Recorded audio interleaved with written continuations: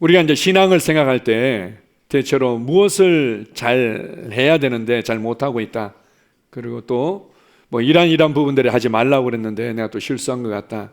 이런 것들을 이제 생각할 때가 많이 있습니다. 내가 이렇게 더 열심히 하면 하나님께서 더 많이 축복하실 텐데 내가 이러이러한 부분에 못하고 있기 때문에 하나님이 나를 기뻐하지 않는 것 같다. 이런 식으로 우리가 뭔가 이 종교적인 활동, 종교적인 어떤 규칙, 종교적인 규례로 이해할 때가 많이 있습니다. 그러나 하나님은 종교를 세우기를 계획하신 적이 없습니다.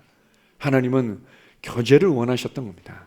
하나님은 친밀한 교제를 원했고 그것도 하나님의 수준에서 하나님의 생각을, 하나님의 계획을, 하나님의 열정을, 하나님의 사랑을, 하나님이 가지고 계신 이 생명의 풍성함을 나누기를 원하셨던 것입니다. 우리가 이제 때로는 식물하고도 교제가 된다고 하는 사람도 있고 동물들하고 약간의 어떤 교감들을 나누기도 합니다. 그러나 내 수준에서 가지고 있는 그 열정과 그 믿음과 그 확신과 그 담대함과 그 계획들을 다 나눌 수는 없습니다. 그래서 하나님께서 사람을 하나님의 형상과 모양대로 창조하셨던 것입니다. 그리고는 창세기 1장 31절 이렇게 말씀합니다. 하나님이 지으신 그 모든 것을 보시니 보시기에 심히 좋았더라. 사람을 창조하고 난 이후에 하나님께서 심히 좋았더라 이렇게 말씀하셨습니다. 그냥 이제는 하나님이 가지고 계신 생각들을 마음껏 나눌 수 있고 하나님이 하고 싶어하는 어떤 열정과 이 일들을 마음껏 나눌 수 있고 또 그와 손발을 맞추며 동행하며 함께 동역할 수 있고 또 하나님이 가지고 계신 모든 것들을 함께 나누면서 즐거워할 수 있는 바로 친밀한 교제를 나눌 수 있는 사람을 얻으셨던 거죠. 그래서 하나님께서 볼 때마다 생각할 때마다 함께 시간을 보낼 때마다 너무 좋았더라, 심히 좋았더라 이렇게 말합니다. 이것을 조금 더 이제 내게 구체적으로 적용해서 얘기한다면 하나님께서 나를 만드시고 난 이후에 너무 좋아하셨다는 거예요. 와, 내가 이제는 너와 막힘없이 이 사랑을 나눌 수 있겠구나. 너와 이 막힘없이 나의 열정을 나눌 수 있겠구나. 막힘없이 내가 이 땅에서 이루고자 하는 것들을 내가 나눌 수 있겠구나. 하나님 너무 좋아하셨던 거죠. 하나님은 여러분을 기뻐하시는 분입니다. 여러분이 하나님의 형상과 모양대로 지음받아서 하나님과 교제할 수 있다는 것만으로 하나님은 너무 기뻐하시는 분입니다. 창세기 3장 8절에서 10절을 같이 읽습니다. 그들이 그날 바람이 불 때 동산에 거니시는 여호와 하나님의 소리를 듣고 아담과 그의 아내가 여호와 하나님의 낯을 피하여 동산나무 사이에 숨은지라. 여호와 하나님이 아담을 부르시며 그에게 이르시되 너희가 어디 있느냐 이르되 내가 동산에서 하나님의 소리를 듣고 내가 벗었으므로 두려워하여 숨었나이다. 앞부분에 보게 되면 하나님께서 이 바람이 불 때 그때 아마 정해진 시간일 수도 있고 아닐 수도 있겠는데요, 동산을 거니셨다 이렇게 말합니다. 아담 안에 하나님의 그 모든 지혜들을, 하나님의 그 열정을, 하나님의 믿음을, 하나님의 계획들을 다 심어 놓으셨지만 이것이 실제적으로 아담의 삶의 현장에 풀어지도록 하는 부분에 있어서는 하나님의 격려와 하나님의 가르침과 하나님의 지혜로운 어떤 멘토링, 지혜로운 어떤 도움들이 필요했던 거죠. 그래서 아담아 오늘은 이렇게 한번 해봐라. 아담아 오늘은 동물들에게 한번 이름을 붙여봐. 아담아 오늘은 식물들에게도 한번 이름을 붙여보렴. 이렇게 해서 하나님께서 아담에게 부여주신 그 신성의 모든 충만함들이 그의 삶의 현장에 나타나도록 하나님이 거니시면서 교제하셨던 거죠. 아담은 뭔가 하나님 앞에서 어떤 열등감을 느낄 이유도 없었고 두려움을 느낄 이유도 없었고 뭔가 정죄감을 느낄 이유도 없었습니다. 그냥 그 임재를 즐거워하는 삶만 있었던 거죠. 아, 그래요 하나님? 알겠습니다. 그냥 그렇게 하나님의 임재와 하나님의 가르침과 하나님의 그 인도하심을 즐거워하면서 그냥 그가 그의 삶의 변화를 일으키고 그의 삶을 또 채워가고 그냥 그런 삶들을 살아갔던 거죠. 그런데 어느 날 우리가 잘 알고 있는 것처럼 하나님과 하나님의 말씀을 마음에 두기 싫어하고 스스로 머리가 되기를 선택했습니다. 물론 유혹이 있었다고 우리가 잘 알고 있지만 그가 스스로 머리가 되고 자신의 삶의 주인이 되기를 선택했을 때 하나님과 분리되어지고 우리 안에 죄의 생명과 본성이 들어오게 된 거죠. 거룩하고 의로우신 하나님께서, 그 빛이신 하나님께서 이제는 어둠과 함께할 수 없게 된 겁니다. 이제 성경에 보게 되면은 바람이 불 때, 그날 바람이 불 때 동산을 거니시는, 이렇게 얘기를 합니다. 아마 이제 정해진 시간이 있었고 아마 하나님도 기대했을 겁니다. 아마 여러분들이 아마 반려견이나 뭐 이제 키우는 거 보면은 집에 뭐 이제 자녀들이 이미 독립시키고 없다면은 집에 가면 나를 그냥 막 왕왕거리면서 반겨줄 강아지를 이제 기다리고, 그래도 뭔가 이게 친밀한 교감을 누리는 것들을 기대하지 않습니까? 하나님께서 늘 아담과의 교제를 기대하셨고 하나님도 즐거워하셨는데, 이제는 하나님께서 아담이 무슨 일을 저질렀는지, 그리고 아담이 지금 어떻게 느끼고 있는지, 아담이 무엇을 두려워하고 있고 어떻게 반응할지를 알고 있었던 거죠. 하나님께서 아담아, 아담아, 네가 어디 있느냐? 나와 누렸던 그 친밀한 교제의 삶이 대체 어디 있느냐? 나의 임재를 즐거워했던 그 위치와 자격과 삶이 대체 어디 있느냐? 아담아, 아담아, 네가 어디 있느냐? 아담이 얘기를 하죠. 내가 두려워하여 숨었나이다. 하나님의 임재를 이제 두려워하는 삶이 되어버렸고, 하나님 앞에서 열등감과 정죄감을 느끼는 삶이 되어버렸던 겁니다. 제가 이 장면을 생각할 때마다 야곱이 생각이 납니다. 이 야곱이 정말 요셉을 너무 사랑했습니다. 그리고 정말 내가 사랑했던 그 라헬을 통해서 태어난 이 야곱이 자신을 제일 많이 닮은 것 같고, 그래서 특별히 그를 아끼고 이끌어줘. 더더군다나 이제 그 요셉의 엄마 라헬이 일찍 죽다 보니까 더더욱 이제 그렇게 여겼는데, 이제 형들이 어떻게 잘하고 있는지 한번 보고 와라, 이렇게 해서 이제 멀리 이제 양을 치기 위해서 이동하면서 목초지를 옮겨 다녔던 형한 가서 이제 안부를 알아보러 이제 간 사이에 형들이 시기해서 종으로 팔아버리죠. 그리고는 그 채색 옷을 벗겨가지고 양의 피, 짐승의 피를 묻혀가지고는, 아, 아버지, 우리가 이 옷을 쥐었는데 아마 이렇게 짐승에게 찢겨서 죽은 것 같습니다. 이 요셉의 옷 같은데 한번 확인해 주세요. 야곱이 그걸 발견하고는 진짜 비통해합니다. 그러면서 이렇게 성경 기록하고 있습니다. 한번 읽어봅시다. 창세기 37장 34, 35절입니다.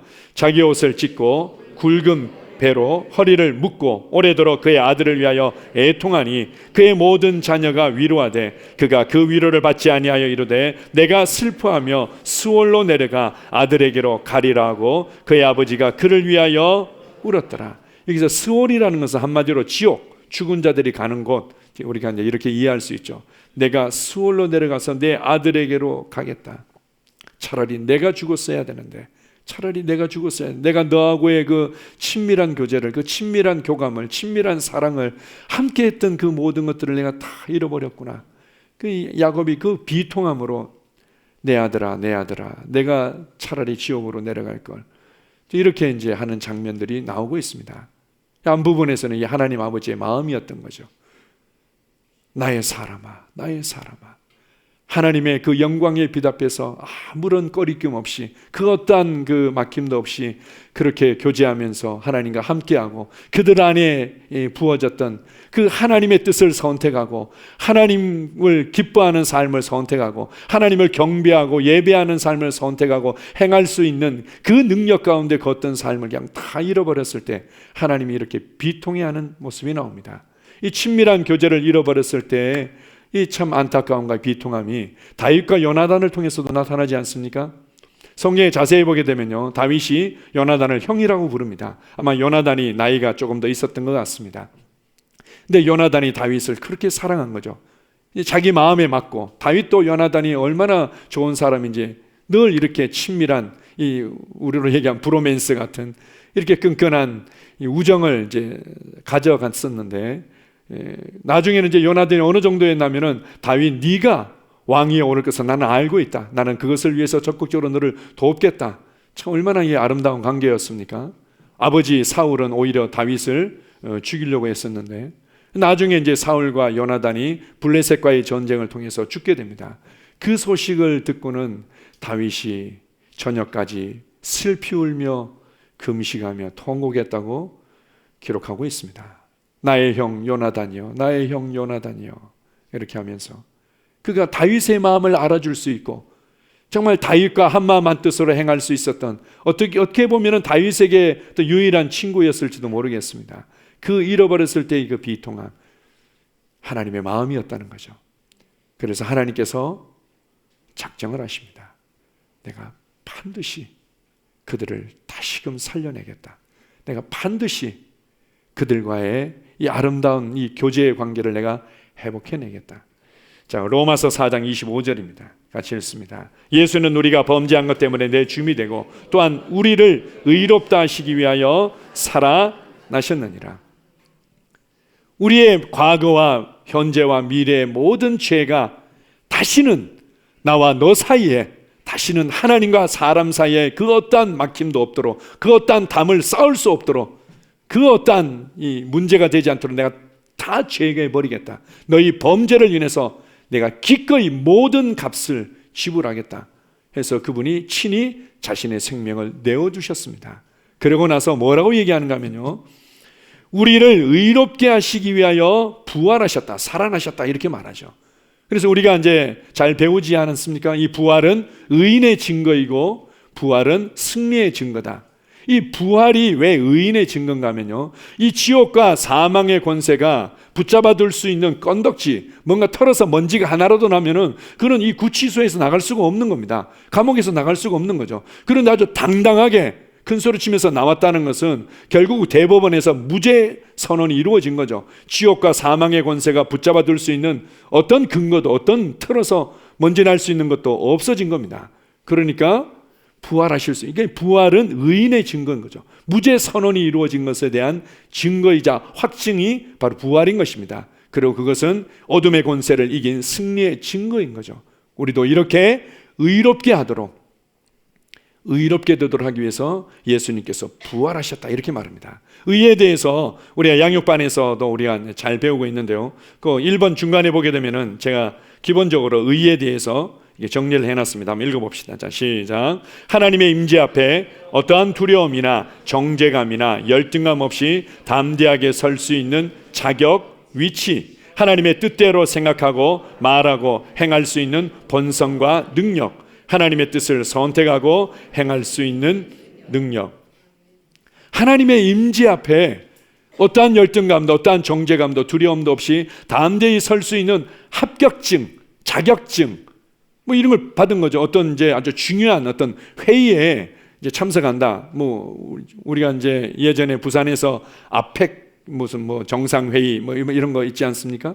뭐 이제 그런 거 있다고 그러면은 거기에 참석하는 것은 한 나라에, 그리고 가입되어진 국가의 정상들만 참석하든지 뭐 이런 조건이 있지 않습니까? 거기에 이제 초대장을 받았고 당연히 참석할 수 있는 합격증, 자격을 받았다.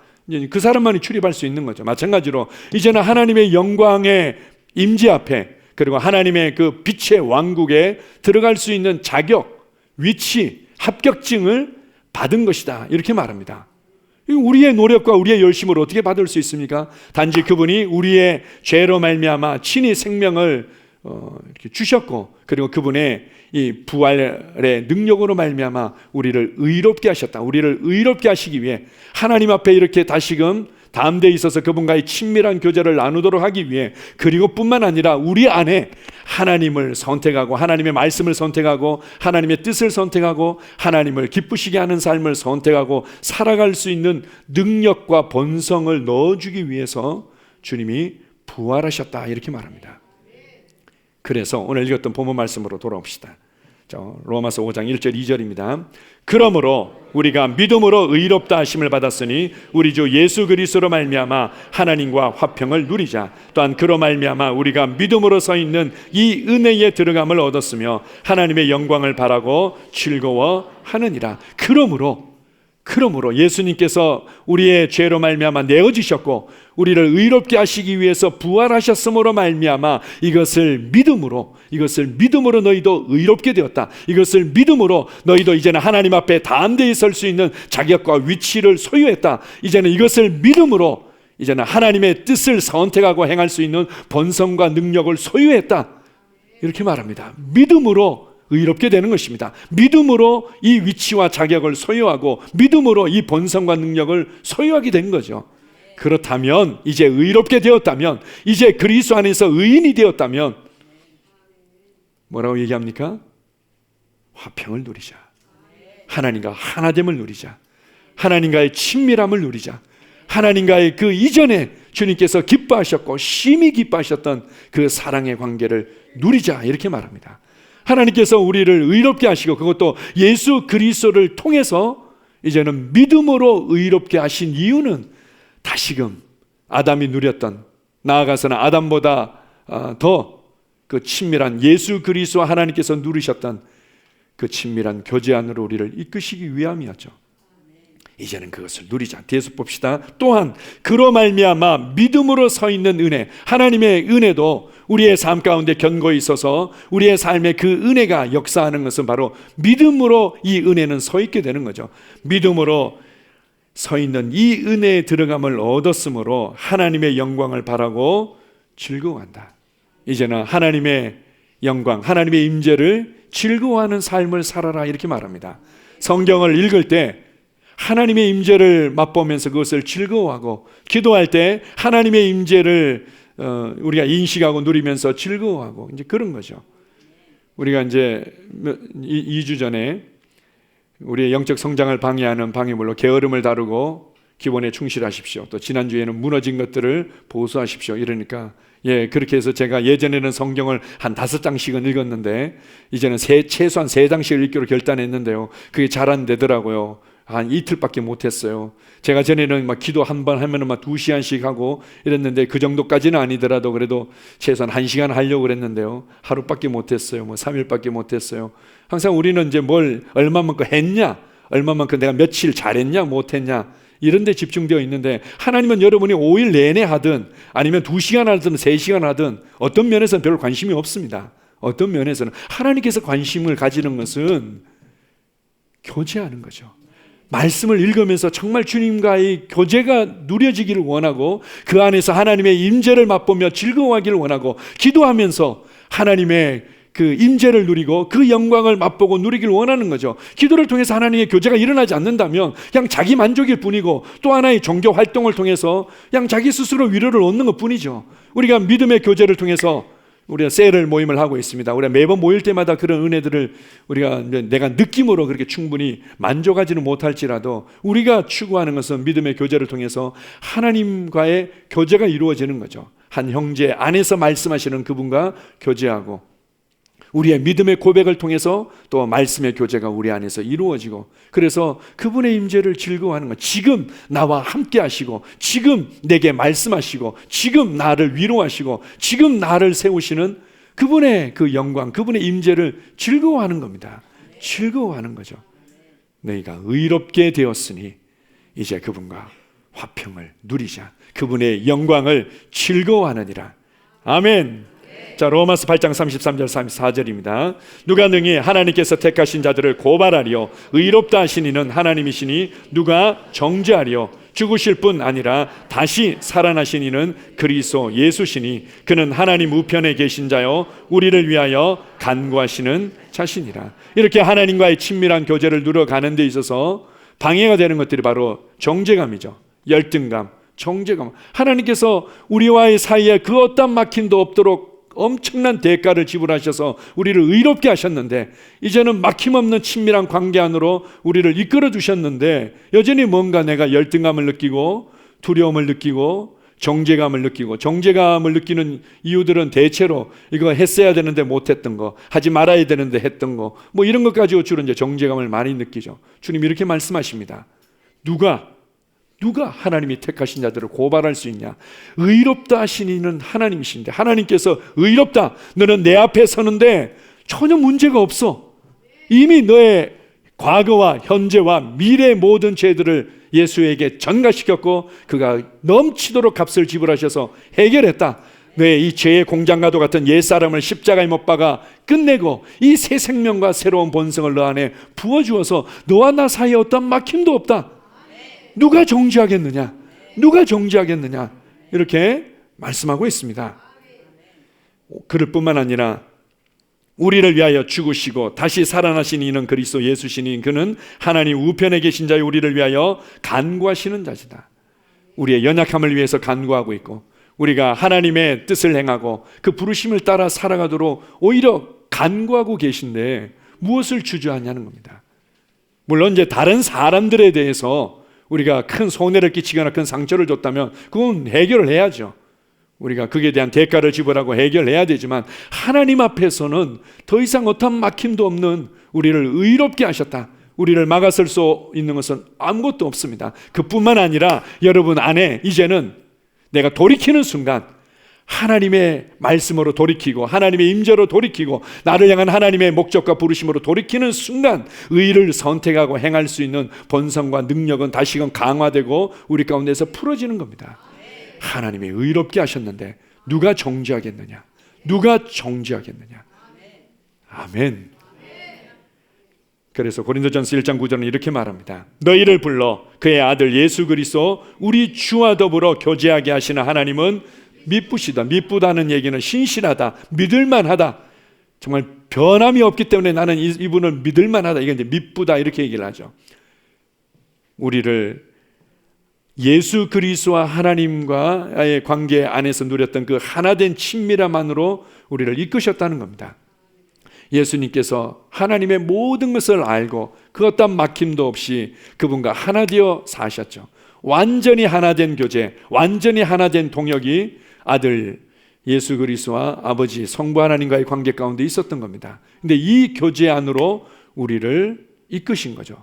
너희를 불러 이 교제 안으로 이끄신 그 하나님은 믿을만 하신 분이다. 이랬다 저랬다, 야 너 몇 가지 내가 보니까 뭐 잘못한 것 같은데 어떻게 그렇게 뻔뻔하냐, 최소한 네가 하루 종일 우는 척이라도 해야지 내가 다시 한번 교제 좀 해줄게, 이런 게 아니죠. 그 하나님은 그냥 믿을 만하신 분이에요. 우리를 그 교제 안으로 초대하신 분은 내가 더 이상 뭘 더 잘해서 더 어떻게 뭐 하나님의 은혜를 몇 개 더 주고 덜 못해서 그냥 일주일 동안 회개하기 전에는 내가 너에게는 은혜를 줄 수 없어, 이렇게 하시는 분이 아니라는 거죠. 그분은 어제나 오늘이나 영원토록 동일하며 믿을 만한 분이다. 그분의 말씀은 믿을 만하다. 그분께서 이루신 일들은 믿을 만하다. 그분께서 내게 주신 의로움은 믿을 만하다.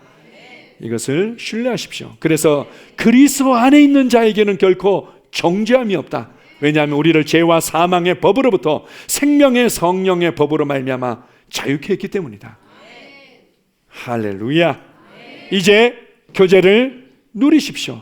그래서 여러분들이 말씀을 읽을 때마다, 기도할 때마다, 여러분의 삶의 현장에서 일을 행할 때마다 하나님께서 지금 나를 얼마나 기뻐하시는지, 하나님께서 지금 내게 무엇을 말씀하시는지, 하나님께서 나를 향해서 얼마나 마음이 뜨거우신지 이걸 인식하라는 겁니다. 그리고는 일하면서 중간에 저도요 하나님 감사해요, 저도요 하나님 사랑해요. 우리 한 자매님이 그런 고백을 하더라고요. 참 이제 어려운 과정을 통과하고 있는데 자기가 이런 어려운 과정이 있지만 그래도 자기 전에는 하나님 사랑해요, 이 한마디는 꼭 한다고. 하나님 사랑해요, 하나님 사랑해요. 하나님은 우리를 의롭게 하셨고 우리를 교제 안으로 이끄셨습니다. 두 번째 한번 봅시다. 이사야서 58장 8절 9절입니다. 자, 시작. 내 공의가 내 앞에 행하고 여호와의 영광이 내 뒤에 호위하리니 내가 부를 때에는 나 여호와가 응답하겠고 내가 부르짖을 때에는 내가 여기 있다 하리라. 이 앞뒤 문맥을 보게 되면요, 너의 공의라는 것은 특별히 하나님은 이제 가난한 자, 고통받는 자들에게 네가 학대하냐, 그리고 그들에게 아주 나쁜 짓을 하냐, 아니면 그들을 선대하고 도와주느냐, 네가 정말 가난한 자들, 억눌린 자들, 고통당하는 자들에 대해 관심을 가지고 그들을 도와주게 되면 이것이 이제 우리 하나님 보실 때 의라는 거죠. 의롭다, 공의. 이 공의가 네 앞에서 행하게 될 것이고 여호와의 영광, 여호와의 임재가 너 뒤에서 너를 호위하면서 너를 보호하게 될 것이다. 네가 기도하기만 하면 응답되게 되어 있다, 이렇게 말합니다. 우리가 이거 보면 항상 이 구약의 말씀을 통해서 이렇게 해석하죠. 저는 그렇게 뭐 가난한 자를 도와주거나 뭐 열심히 하나님이 보실 때 의롭게 살지 않았는데요. 이거는 이제 내가 행동을 통해서 그냥 내가 해석하는 것뿐이고, 하나님께서 어떻게 얘기하십니까? 네가 네 노력과 네 행동과 네 열심으로 그렇게 하나님 앞에 담대히 설 수 없다는 것을 알기 때문에 예수님께서 이루시고 선물로 줬어. 그리고 너는 이제 의로워, 이렇게 한다는 겁니다. 이제 의롭다면 어떻게 해요? 하나님께서 의롭다고 선포하신 그 선포가 그냥 내 앞에 행하는 거죠. 우리 가끔 옛날 저희 아내가 제발 사극 얘기 좀 하지 말라고 그러는데, 이제 옛날 사극에 보게 되면은 쉬 물러섰거라 대감만이 나가신다, 뭐 쉬 물러섰거라 뭐 이제 누구 뭐 영의정 나가신다, 뭐 이렇게 뭐 이런 장면들 나오지 않습니까? 이제 뭔가 이 사람이 누구다, 이 사람이 얼마나 이제 위대한 사람이냐, 권세 있는 사람이냐라는 것들을 이렇게 이 앞에서 그냥 선포하면서 길을 열지 않습니까? 그것처럼 이제는 하나님이 의롭다고 선포하신 그 의로운 그 선포가 내 앞에서 앞서간다는 거죠. 의인들에게 주어진 모든 축복들이, 의인들에게 역사하시는 하나님의 역사가 내 앞에서 함께가고 하나님의 임재가 그것을 호위하면서 지지한다는 겁니다. 우리가 그 하나님이 나를 어떻게 의롭게 하시고 하나님 앞에 서게 만들었는지, 나를 향한 하나님의 그 친밀한 교제 안으로 우리를 어떻게 이끄셨는지를 인식할 때 하나님의 임재가 함께 하신다는 겁니다. 그렇게 해서 내가 부를 때에는 나 여호와가 응답하겠고 의인의 기도는 반드시 응답되게 되어 있는 거죠.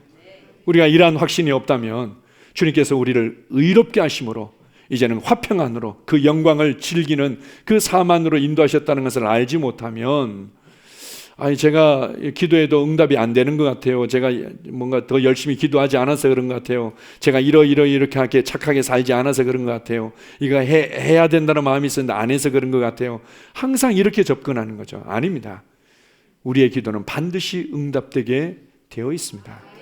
자, 계속해서 보겠습니다. 야고보서 5장 16절입니다. 자, 시작. 그러므로 너희 죄를 서로 고백하며 병이 낫기를 위하여 서로 기도하라. 의인의 간구는 역사하는 힘이 큼이니라. 의인의 효과적이고 열렬한 기도는 역사하는 힘이 많으니라. 이 말씀을 가지고 뭐 여러 가지로 적용을 합니다. 그래서 무엇보다도 응답받으려면 회개를 열심히 해야 돼. 응답이 안 되는 이유는 네가 회개를 제대로 안 해서 그래, 이렇게 해석하기도 하고, 또 어떤 경우들은 봐라, 너희 죄를 서로 고백하라고 그러지 않았냐. 셀 모임의 중요한 내용 중에 하나는 죄를 자백하는 거야. 이런 이제 또 해석을 해서 교회 생활을 하는 데도 있습니다. 만나면은 주로 이제 죄를 자백하는 거죠. 자백하고 내일 자백하고, 그래 나는 이런 죄를 졌는데 너 이런 죄를, 처음에는 이게 너무 힘들고 어려운데 한번 이제 자존심을 내려놓고 나면은 굳은 살이 배기는 거죠. 그래가지고 이제 충분히 이제 되어지고 나면은 이제 앞에 나가지고는 이제 다시 또 이제 성도들 앞에서 죄를 자백하는 겁니다. 제가 이렇게 간음을 행하였습니다. 제가 이렇게 횡령을 했습니다. 제가 이렇게 나쁜 놈이었습니다. 이 말씀을 그런 식으로 이제 적용해서 이렇게 이 죄로 물든 이 모든 삶을 이제 뺏겨내는 이런 것들을 이제 강조하기도 합니다. 근데 이제 말씀을 잘못 이해하고 해석한 부분이죠. 이 문맥의 맨 시작은 너희 중에 병든 자가 있느냐, 이렇게 시작합니다. 너희 중에 병든 자가 있다고? 그게 말이 되니? 이제 이런 분위기인 거죠.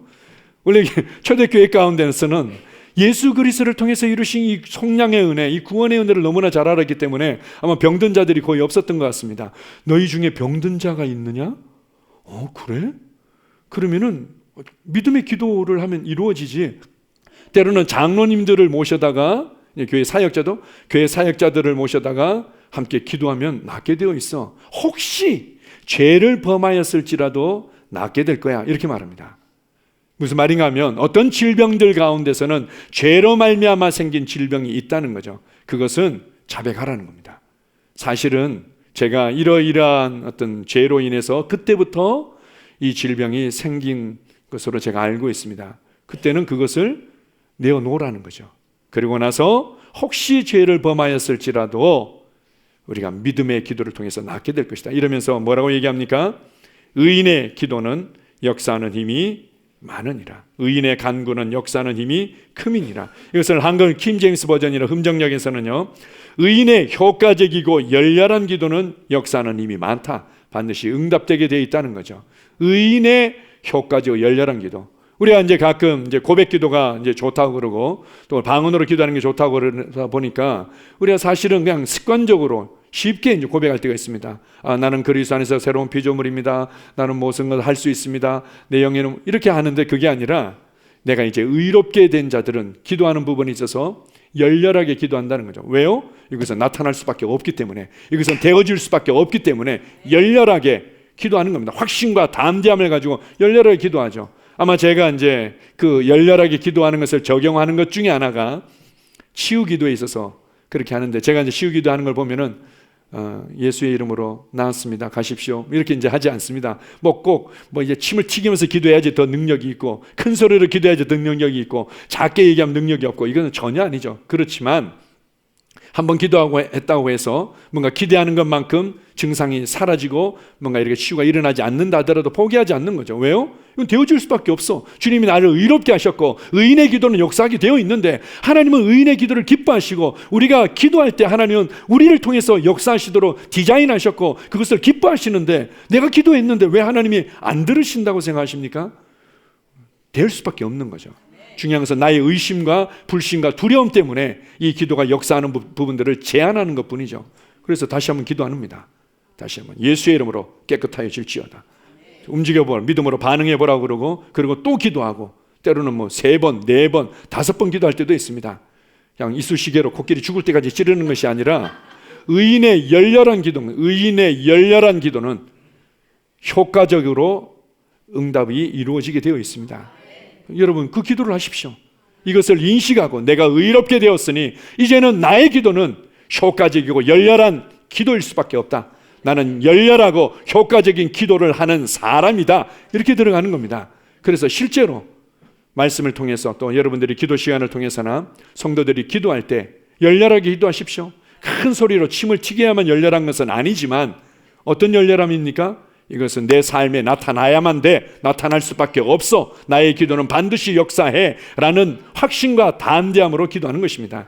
이것을 요한복음 15장 7절은 이렇게 말합니다. 너희가 내 안에 거하고 내 말이 너희 안에 거하면 무엇이든지 원하는 대로 구하라. 그리하면 이루리라. 너희가 내 안에 거하고 내 말이 너희 안에 거하면, 주님의 말씀이 우리 안에 들어오면 들어올수록 우리 안에 부어진 생명의 성령의 이 본성이, 이 사랑의 본성이, 믿음의 본성이 강화되어져서 그냥 우리가 무엇이든지 구하면 응답되게 되어 있다, 이렇게 말합니다. 어떤 사람들은 아니 그러면 아무거나 막 다 구하라는 거예요? 하나님의 뜻대로만 구해야지 응답되는 거 아니에요? 이렇게 얘기합니다. 그래가지고는 이제 어떤 사람이 20평에서 한 38평 아파트로 가려고 그러니까 고민하는 거죠. 이게 과연 하나님의 뜻일까? 뭔가 이렇게 여러 가지 재정을 충당하는 부분에 있어서 쉽게 안 풀리는 것 같은데, 하나님의 뜻이 아니어서 안 풀리는 모양이다. 그러다 나중에는 이게 점점 일이 안 풀리는 것 같으면 내가 너무 욕심을 부린 건가? 정욕으로 쓰려고 잘못 구하는 건가? 이렇게 이제 생각하기도 합니다. 어떤 부모님이 20평대가 좁아가지고는 좀 더 이 38평대 아파트에서 살겠다, 이사하겠다 그러는데, 이런 정욕으로 쓰려고 그딴 것이 너한테 무슨 필요니? 이런 부모님이 있습니까? 아유, 잘 됐다. 내가 도와줄 수 있는 부분이 뭐가 있을까? 이렇게 하는 게 이 부모님의 마음인 거죠. 이 땅에 있는 부모도 그러한데, 하나님께서 그거 한다고 이 정욕으로 쓰려고, 그렇지 않습니다. 말씀이 내 안에 거할 때 내 안에 부어진 생명의 성령의 법으로 말미암아, 사랑의 법으로 말미암아 그냥 무엇이든지 구하라는 겁니다. 무엇이든지 구하라. 그리하면 이루리라. 그 전에 무엇이든지 이제 구하라 이전에 뭐라고 얘기합니까? 너희 말이 내 안에 거하면이라는 것은 확신과 담대함이죠. 중요한 것은 뭔가 이것이 하나님의 뜻이에요, 아니에요, 그거 실험하면서 그냥 불안해하면서 기도하라는 것이 아니라 확신과 담대함으로 기도하라는 겁니다. 확신과 담대함으로 기도해라. 확신과 담대함으로 기도하는 자가 바로 의롭게 된 그리스도인, 의인의 기도의 삶인 겁니다. 아멘. 여러분의 기도는 역사하게 되어 있습니다. 주님께서 여러분을 의롭게 하셨기 때문입니다. 자, 세 번째입니다. 로마서 5장 17절입니다. 한 사람의 범죄로 말미암아 사망이 그 한 사람을 통하여 왕노릇 하였은즉 더욱 은혜와 의의 선물을 넘치게 받는 자들은 한 분 예수 그리스도를 통하여 생명 안에서 왕노릇 하리로다. 의는 선물입니다. 선물로 주어진, 아까 뭐라고요? 자격과 위치일 뿐만 아니라 본성과 능력인 거죠. 우리가 하나님의 뜻을 선택하고 그렇게 이제는 의의 종으로 하나님을 기쁘시게 하는 자의 삶을 선택하며 살아갈 수 있는 본성과 능력이 선물로 주어진 겁니다. 선물로. 왜요? 나의 노력과 열심과 삶으로 받아낼 수 없기 때문에, 하나님 내가 이렇게 열심히 했으니까 저를 이제 의롭다는 딱지 하나 붙여주세요. 이제는 이제 그렇게 너는 의인의 기도를 하는 사람이구나 라는 딱지 하나 붙여주세요. 이렇게 할 수 있는 사람이 누가 있습니까? 선물로 준 겁니다. 선물로 줬다. 이것을 인식하고 선물로 준 이것들을 더 많이 감사하며 찬양하며 내 것으로 붙잡을 때 너희는 예수 그리스도를 통하여 생명 안에서 왕노릇한다. 다스리는 삶을 산다는 거죠. 이번에 이제 청년 연합 이제 캠프에서 최순애 사모님께서 여러 가지를 이제 좀 이제 나눠 주셨는데요. 그 중에 이제 하나 다시 한번 언급을 하시다. 우리가 믿음의 싸움을 싸우는 부분에 있어서 예전에 이제 기도에 관해서 가르치실 때 끝장내는 기도, 쳐내는 기도 이런 표현으로 이제 말씀하신 적도 있었는데 그건 이제 일맥상통하는 이제 내용이었습니다. 우리가 이제 보통 이제 기도할 때 보면 아니 이것도 기도해야 되고 이것도 재정 문제도 필요하고 건강 문제도 필요하고 관계도 필요하고 애들도 필요하고 뭐 사업장 문제도 있고 이러죠. 이것도 조금 기도하다 이것도 조금 기도하다 이것도 조금 기도하다가 이렇게 기도하지 말라는 거죠. 우리가 중보 기도할 때는 그렇게 한 사람 한 사람씩 우리가 이렇게 많은 사람들을 우리가 품고 기도할 수는 있겠지만 이것 조금 기도하다가 또 말고 이것 좀 기도하다가 말고 이것을 계속 그렇게 질질질질 끌고 가지 말고 마음 가운데 감동이 되어지는 부분을 딱 잡으라는 거죠. 이렇게 우리가 보통 싸울 때 보면요, 잘 싸우는 이 싸움꾼들은 나는 한 놈만 팬다. 뭐 제가 이런 얘기를 들었는데요. 뭔가 우두머리처럼 보이거나 안 그러면은 쟤만 딱 치면은 무너지겠구나. 이런 한 놈만 팬다. 이런 것처럼 싸움을 할 때 이제 그게 제대로 이제 싸우는 효과적인 싸움인 거죠. 마찬가지입니다. 뭔가 성령님께서 드러낸 거, 내 삶 가운데 이 부담으로 다가온 거, 삐져난 이 목 같은 게 있는 거죠. 드러난 게 있는 겁니다. 그거 하나 그냥 딱 잡고 그냥 끝장을 내는 겁니다. 어떻게 해요? 말씀으로. 이것이 이미 내게 주어진 것이고 내가 하나님께서 내 삶에 이렇게 역사하고 계신다는 것을 딱 잡고 끝장을 내는 겁니다. 그걸 계속 묵상하고 기도하는 거죠. 예전에 우리 한 자매님이요, 결혼을 앞두고 있었는데 아토피성 이 피부 때문에 이게 이제 웨딩드레스를 입을 수 없는 상황이 된 거예요. 한 달 정도 남았는데 웨딩드레스를 입어야 되는데 그러기에는 이게 너무 이 아토피 피부 때문에 그걸 입을 수가 없는 상황인 거죠. 그래서 그동안에는 이제 뭐 그게 이제 가릴 수 있는 옷을 입고 그렇게 잘 지내왔는데 이제는 제가 이제 평생에 한 번은 이제 직면해야 될 상황이 돼버린 거죠. 어떻게 합니까? 또 뭐 화장을 뭐 그때만 뭐 또 진하게 화장을 한다든지 안 그러면 뭐 특수 제작된 뭐 웨딩 드레스에 입는다든지 뭐 이렇게 할 수도 있겠죠. 그러나 이제는 더 이상 미룰 수 없다라고 내가 끝장내겠다라고는 그가 이제 근무 시간에 시간을 낼 수 있는 게 저녁에는 이제 좀 집중해서 기도하기가 쉽지 않은 어떤 상황이었던 것 같습니다. 그래서 점심때 금식을 하고 점심시간 1시간을 한 달 동안 집중한 겁니다. 새로운 비전 고백 기도지를 고백하고 치유의 말씀을 고백하면서 선포한 거죠. 내가 이거 반드시 끝장내겠다. 내 기도는 역사할 수밖에 없다. 나의 의인의 열렬한 기도죠. 왜냐하면 그것은 데워져야만 되기 때문에. 그래서 그걸 딱 붙잡고 기도했는데 한 달 안에 이 아토피성 피부염이 깨끗이 나은 겁니다. 그래서 아름다운 신부로서 아름다운 가성비 좋은 웨딩드레스를 입고 결혼을 한 것을 제가 알고 있습니다. 의의 선물을 넘치게 받는 자들은 이렇게 다스리는 자죠.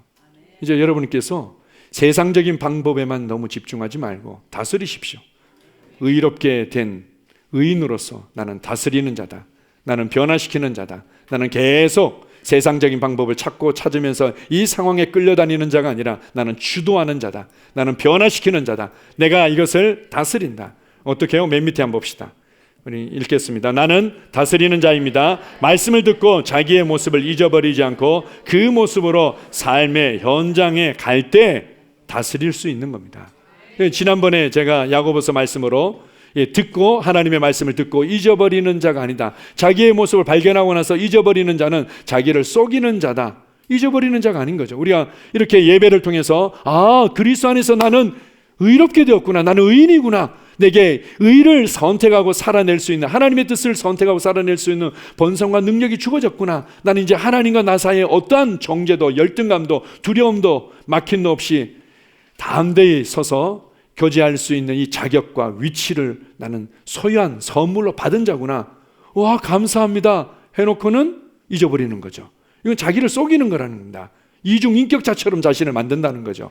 이게 진짜 나고, 근데 이 자신의 모습을 봤다면 이 자신의 본 모습 가지고 그대로 남편과 아내의 관계 가운데, 자녀 가운데, 사업을 행하는 삶의 현장 가운데 그대로 가져가라는 겁니다. 그러면 거기에 다스림이 나타나는 거죠.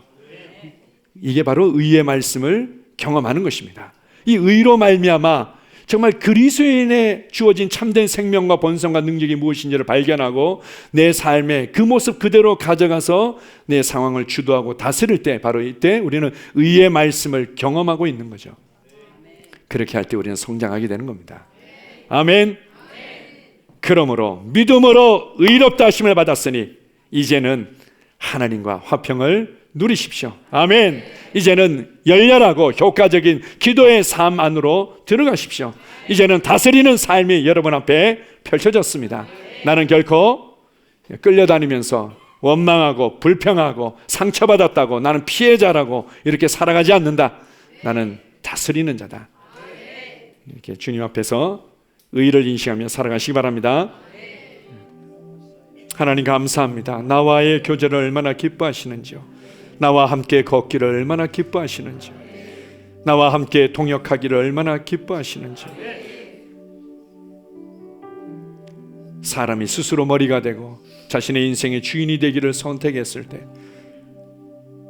이 교제를 잃어버리고 하나님과의 부르심과 동역을 잃어버린 것으로 인해서 하나님이 얼마나 슬퍼하시며 고통스러워하셨는지요. 친히 우리를 위해서 내어지셨고 친히 우리를 위해서 부활하셔서 이제는 우리를 의롭게 하셔서 감사합니다. 이제는 하나님 앞에 어떠한 열등감도 두려움도 정죄감도 꺼리낌도 없이 담대히 설 수 있는 자격과 위치를 주시고 이제는 하나님의 뜻을 나의 것으로 기쁨으로 선택하며 행할 수 있는 본성과 능력을 넣어주셔서 감사합니다. 이제 의롭게 되었기에 나는 하나님의 교제를 기뻐합니다. 이제 의롭게 되었기에 나는 이제 다스리는 삶을 선택합니다. 이제 의롭게 되었기에 나는 열렬한 역사하는 효과적인 기도의 삶을 살아갑니다. 주님이 우리를 의롭게 하시기 위해서 어떤 값을 지불하셨는지를 다시 한번 붙잡습니다. 주님께서 나를 의롭게 하심으로 나를 어떤 위치에 세웠는지를 다시 한번 붙잡습니다. 내게 의의 생명과 본성을 주셔서 의인으로 살아가게 하신 주님 감사합니다. 주님을 찬양합니다. 예수님 이름으로 기도합니다. 아멘.